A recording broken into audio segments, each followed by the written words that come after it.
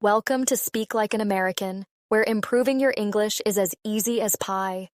Whether you're here to learn idioms, phrases, or everyday conversations, you've come to the right place. Let's make learning fun and exciting. Stick around, and let's get started. When push comes to shove, you actually don't do anything. If push comes to shove, I'm never gonna lie for you. Know you. And when push comes to shove, you'll do what's right. If push comes to shove, we might think about moving in together. The idiom "when push comes to shove" means when a situation becomes critical, serious, or demanding, and action or a decision is needed.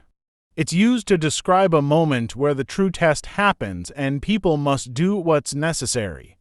For example, he talks a big game, but when push comes to shove, he always delivers. This means when it really matters, the person takes action and succeeds. Another example, I hope I won't need to ask for help, but if push comes to shove, I know I can count on my friends. This means if the situation becomes tough, the person will rely on their friends. It highlights how people act under pressure or in critical moments. Our female audience has grown leaps and bounds. And Beverly's career is taking off in leaps and bounds. I've been spending a lot more time with Kerry, which is great.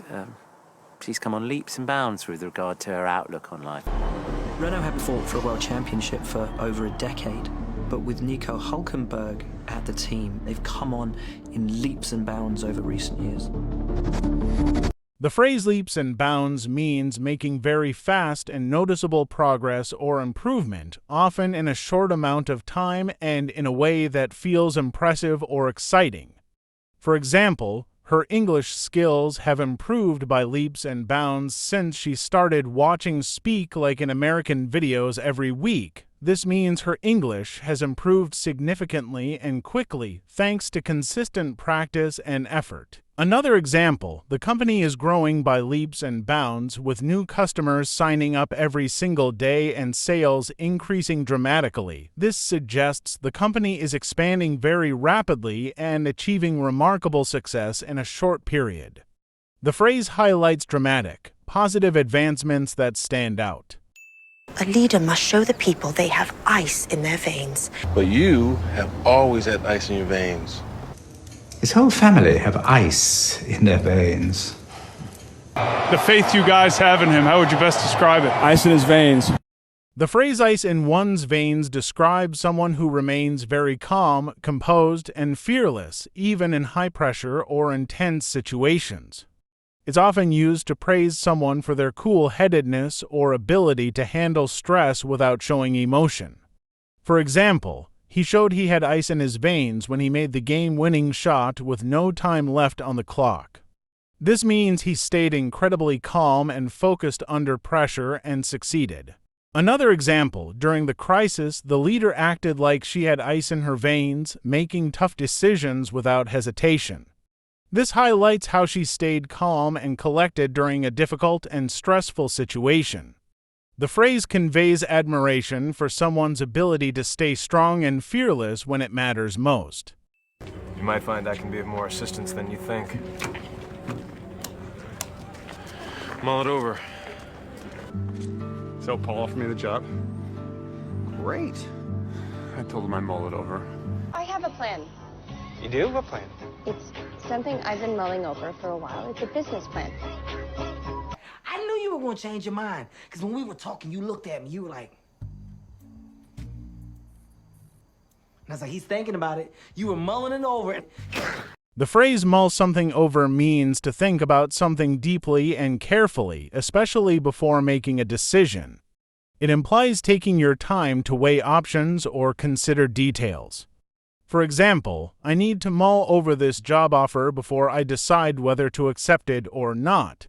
This means the person wants to think carefully about the job offer before making a choice. Another example, she's mulling over which college to attend, as both have great programs but different advantages. This shows she's taking her time to think deeply about the options before deciding. The phrase suggests a thoughtful, deliberate process of considering something important. Just forgot that a relationship is a two-way street. But at least you have to respect it. Yeah, well, respect's a two-way street. Any other secrets you'd like to share with me?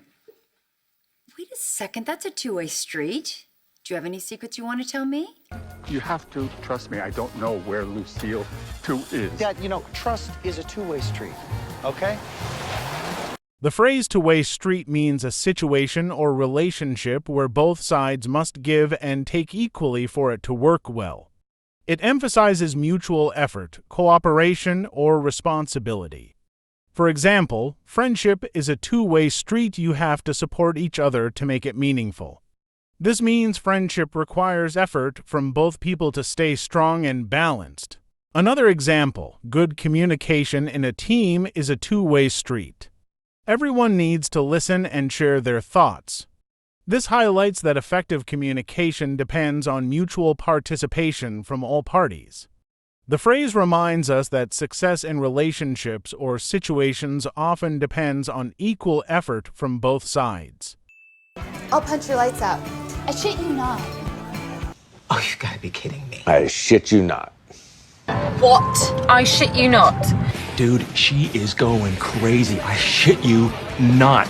The phrase "I shit you not" is a casual and slightly vulgar way of saying, "I'm not joking" or "I'm being completely honest." It emphasizes that what you're saying is true, often in a surprising or unbelievable context. For example, "I shit you not, I saw a celebrity at the coffee shop this morning." This means the person is insisting they're telling the truth about seeing the celebrity. Another example, that restaurant is so fancy they charge $50 for a salad "I shit you not." Here, it highlights how shocking or unbelievable the price is, but the speaker assures it's true. This phrase is commonly used in informal settings, but it's not appropriate in polite or professional conversations.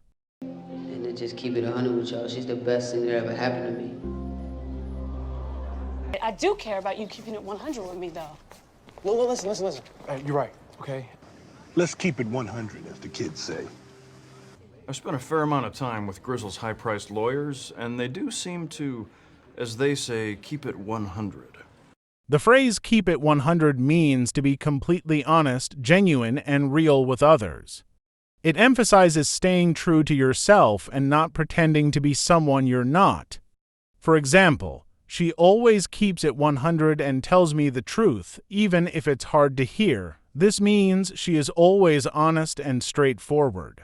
Another example, if you want people to trust you, you've got to keep it 100 and be real about your intentions. This highlights the importance of being genuine to build trust. The phrase often conveys respect for authenticity and honesty, especially in social or personal relationships. The first year of a restaurant is always touch and go, but we're doing fine. The doctor said she was touch and go for a while, but she's stable now. It was touch and go there for a moment, but your wife's going to be okay. I'm not sure I'm even getting through to the point. It's touch and go for me. The phrase "touch and go" refers to a situation that is uncertain, risky, or precarious where the outcome is not clear and could go either way. For example, after the surgery, it was touch and go for a while, but he eventually recovered. This means the recovery process was uncertain and risky at first. Another example, the weather was so bad during the flight that it was touch and go whether we'd land safely. Here, it suggests the landing was uncertain and could have ended badly. The phrase is often used to describe critical moments where success or failure hangs in the balance. You passed this evening's graduation exam with flying colours. Our man in Birmingham has passed his first test with flying colours. He's just arrived from London and has passed his training day with flying colours. You have scored the highest mark of any officer on this island. What did you say, sir? You passed with flying colours. The idiom "with flying colors" means to pass or succeed in something very easily and with great success. It's often used to describe someone who has achieved something beyond expectations. For example, "She passed her exams with flying colors" means that she passed her exams very successfully, perhaps with excellent grades. Another example could be, after months of preparation, he completed the marathon with flying colors, finishing in the top 10. What's something you've done with flying colors? Share your examples in the comments. Thanks for watching Speak Like an American. Keep practicing, keep learning, and remember, every step brings you closer to mastering English. If you enjoyed this video, share it with friends and subscribe for more fun and useful lessons. See you next time. Take care and keep shining.